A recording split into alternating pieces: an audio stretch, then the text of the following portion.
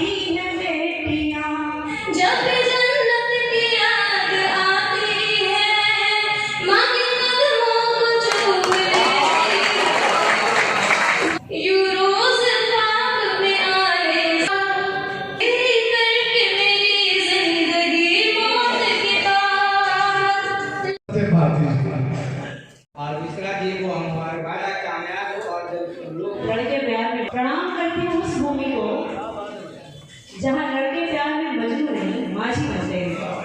प्रणाम करती हूँ उस भूमि को जहाँ युवाओं के आदर्श सलमान खान और शाहरुख खान नहीं खान सर हैं।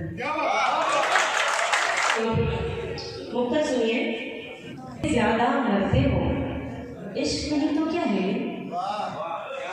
जीने से ज्यादा मरते हो इश्क नहीं तो क्या है ये, आहों पर आहें भरते हो इश्क नहीं तो क्या है ये, और जिसको ना पाया हो और ना पाने की उम्मीदें हो, जिसको ना पाया हो और ना पाने की उम्मीदें हो उसको खोने से डरते हो इश्क नहीं तो क्या है।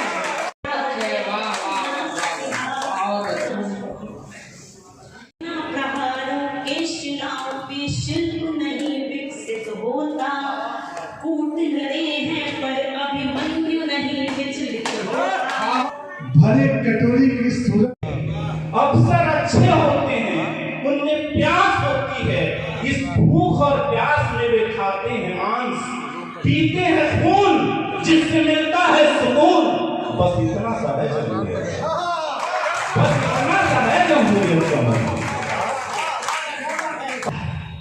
हमारे मंच पर प्रेम की भी होती है, ये तो आप लोगों को लगेगा कि समय बहुत पार है कि नीली आंखों वाली लड़की, लंबे बालों वाली लड़की, चटक छरहरी सांस सुनहरी, मेरा सिर खाने वाली लड़की, मुझे सताने वाली लड़की, याद बहुत आती है मुझको, याद बहुत आती है मुझको छोड़ के जाने वाली। खूबसूरत तमाम तस्वीरें दिल की गहराइयों में गुम कर दी एक शायर ने जिंदगी अपनी टैक्स की फाइलों में गुम कर दी। आइए क्या बोलते हैं सुने के इश्क वाले हैं प्यार वाले हैं, सुनिएगा, इश्क वाले हैं प्यार वाले हैं, हम खिजा में बहार वाले हैं। इश्क वाले हैं प्यार वाले हैं, हम खिजा में बहार वाले हैं। मुस्कुराकर जो देखिए हमको, मुस्कुराकर जो देखिए हमको, जान दे दे बिहार वाले हैं, जान दे दे बिहार वालों से भी बेजार कौन है, आशा है फैसला के खदावार कौन है। अपनों की सूरतों से भी बेजार कौन है, आशा है फैसला के खदावार कौन है। पर्दे हजार डाल ले खिड़की में तू मगर, पर्दे हजार डाल ले खिड़की पे तू मगर, दुनिया को है पता कि तेरा यार कौन है। बड़े भाई आ गए, ये अकेले में अकेला नहीं होने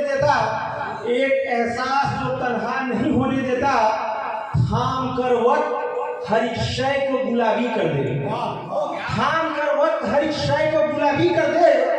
इश्क इंसान को बूढ़ा नहीं होने देता। दूध मलाई मुसल्लम, चूल्हा और पतीली खाली है। असली वाला छूट जाए तो महफिल सजाई है। इस रंगीनियों का जो इतिहास सिवान में, संतोष भाई के लिए शुक्रिया अदा करता हूँ। ये उसी तरह से है कि वाकई इनको वास्ता जिंदा रहे, आदमी का आदमी से वास्ता जिंदा रहे, जब तक दुनिया रहे लफ्ज़े वफा जिंदा रहे। आदमी का आज दुनिया रहे, लफ्ज़े वफा जिंदा रहे। और हमने भी माना है कि अब बढ़ गई है दूरियां, और हमने भी माना है कि अब बढ़ गई है दूरियां। कुछ करो ऐसा कि दिल का रास्ता जिंदा रहे, किसी का कभी गम नहीं करते हम, अपनी मुफलिसी का कभी गम नहीं करते। अश्कों से कह दो आंखें हम नम नहीं करते। ले गए सिवान से उठाकर, ये हिंदी का कवि ही कर सकता है कि मात्र एक काजू बर्फी के अंदाज में सोएगा तो ना कहीं छोड़ के। हमने सान्या को सुना, इतना अच्छा उन्होंने, इनका जो सान्या का जो फीमेल वर्जन था उसी का मेल वर्जन आप सुना रहे थे। और अगर उर्दू किसी भी काल में केवल एक कौम की भाषा होती तो उर्दू की कोख से सिराज गोरखपुरी जैसे उर्दू के बेटे का जन्म नहीं हुआ।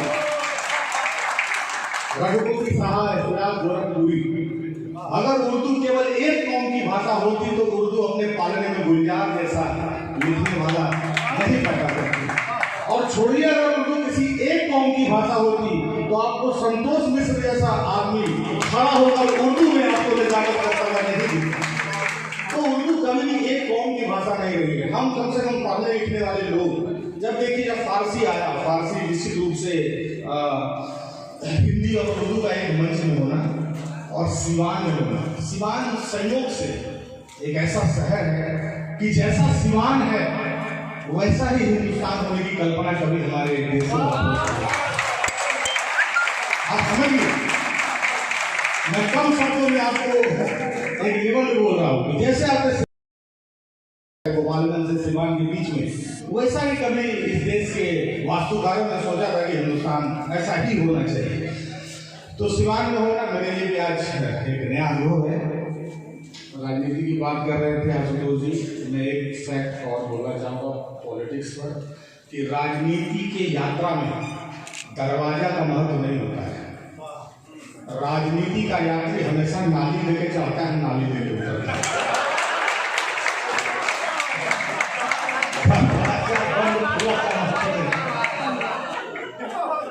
क्योंकि जब आप आज घर जाइएगा तो नाली के पास खड़ा होकर देखिएगा, जब रीढ़ नहीं होती इस जंतु में, वो सरसरा के चलता है।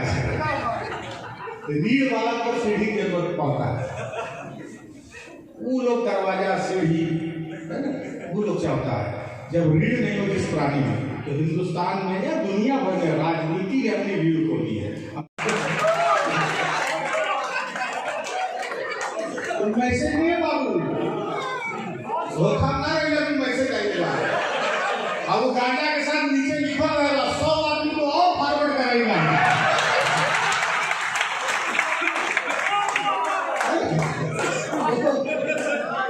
तो आपको जो सूखा गांजा दिया जा रहा है, आपका बच्चा आपके सामने चिलम खोल रहा है, आपको अंदाजा नहीं लगा रहा है, धुआं नहीं चल रहा है।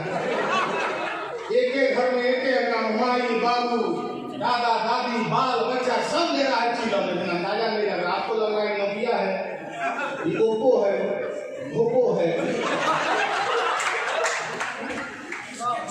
अब मैं बात करूंगा आपके लिए आमंत्रण के लिए। मैंने जो यहाँ युवाओं की बात सुबह जब मैं आया था 2 बजे अनमोल, तो कवि सम्मेलन में कवि ही आए, यही दुर्लभ बात है। देखिए, कवि सम्मेलन का आयोजन मुख्यतः आपको पता ही है, पुरुष प्रधान समाज है, ऐसा कहा गया है, तो मुख्यतः पुरुष लोग ही करते हैं और अपने अपने हिसाब से चलाते हैं। मेरा बहुत दिन से मेरी इच्छा थी एक सचमुच की कविता वाला मंच हो, जहाँ पे कोई ऐसी राजनीतिक या कोई द्वेष राग वाली भावना नहीं हो, अच्छी कविता हो। इसलिए बहुत दिन से मन था और मैंने सोसाइटी हेल्पर ग्रुप के अनमोल जी हैं, उनसे इच्छा जाहिर की। मैंने कहा कि मैं संयोजन तो कर सकती हूँ, लेकिन इसमें और सारे भी बहुत काम लगेंगे। उन्होंने बोला, मैम ये अच्छा कार्य है और हम ज़रूर साथ रहेंगे। और इसी साथ साथ चूँकि महिला दिवस कल भी था और कल शिवरात्रि भी था, तो कल को हमने छोड़ दिया और आज कराया है। एक तरह से महिला दिवस के अवसर पर भी हमारी टीम की जो महिलाएं हैं और हम लोग भी हैं, सोचते हैं महिलाएं खुद से आयोजन करें तो वो चयन करने के लिए स्वतंत्र होती हैं। मेरा आयोजन है तो मैं स्वतंत्र हूँ कि किसको बुलाया जाए, किसको नहीं बुलाया जाए। तो इस चयन मेरी आप लोग देख ही रहे हैं। अगर आप लोगों को अच्छा लगे, बड़े बड़े मंच पे आप भी कविता करने जाती हैं। हाँ, बिल्कुल। अपने सिवान में और बड़े बड़े कवि को बुलाया है तो कितना गर्व महसूस हो रहा है? तो मैं गई थी, ये नीलोत्पल मृणाल जो अभी रिनाउंड नाम बन चुके हैं, बहुत चर्चित हैं, युवाओं में बहुत चर्चित हैं। समीर परिमल भी एक बड़े ओहदे पे भी काम करते हैं और बहुत बेहतरीन शायर हैं। तो मैं जब इन लोगों के साथ पढ़ती हूँ तो थोड़ा सा मुझे अभाव सा लगता था कि काश जैसे कि कोई भी घर का गार्जियन भी कोई अच्छा चीज़ खाता हो या पीता हो तो चाहता है कि मैं ये अपने बच्चों के लिए भी ले जाऊँ। अच्छी चीज़ें देखता है तो परिकल्पना करता है कि कितना अच्छा है, मैं जाके कहूँगा, सबको दिखाऊंगा। तो कितना गर्व महसूस हो रहा है कि सिवान में ऐसे जो बड़े बड़े कवि आए? मैं इन नीलोत्पल के साथ 3 दिसंबर को मैं एक कार्यक्रम की थी, जिरादई सिवान का नाम मैंने ही रोशन किया था वहाँ। और उस समय मुझे लगा था इनका परफॉर्मेंस और वहाँ भी जो कविता के लिए जो सजाया गया था पुस्तक मेला में, तब से मेरा मन था कि इन लोगों को, इतने अच्छे परफॉर्मर को, कवि को, इतनी अच्छी अच्छी बातें को हमारे सिवान में भी आना चाहिए, एक प्लेटफॉर्म मिलना चाहिए। तो मैं कोशिश की। इसलिए कौन कौन कवि आए हैं, कहाँ से? कवि सबसे पहले तो बड़े कवि हमारे जो ब्रांड बन चुके हैं, नीलोत्पल मृणाल आए हैं तो मुंगेर के, लेकिन अभी भोपाल से आए हैं। समीर परिमल जी हैं जो अपने आप में एक डिप्टी कमिश्नर हैं सरटक्स में, लेकिन बहुत अच्छे शायर हैं, पटना से आए हैं। सानिया राय गया से आई है, हालांकि वो गोपालगंज की है, लेकिन उसकी भी उपलब्धियाँ बहुत है। टीवी के बड़े बड़े कार्यक्रम, 2 कार्यक्रम वाह भाई वाह में वह प्रस्तुति दे चुकी है और बहुत अच्छी कवित्री आपने देखा ही। और देवरिया से आशुतोष त्रिपाठी आते हैं, वो बहुत अच्छे व्यंगकार हैं जिनका भी कार्यक्रम हो रहा है। स्थानीय कवि हैं, बहुत बार हमारे सिवान में ऐसे बड़े बड़े मंच होते हैं, सम्मेलन, कवि सम्मेलन के, शायरी के, जहाँ स्थानीय कवि को उतनी तवज्जो नहीं दी जाती है। तो यह भी मेरे मन में था कि स्थानीय पढ़ेगा अपने सिवान में, फिर बाहर भी जाएगा।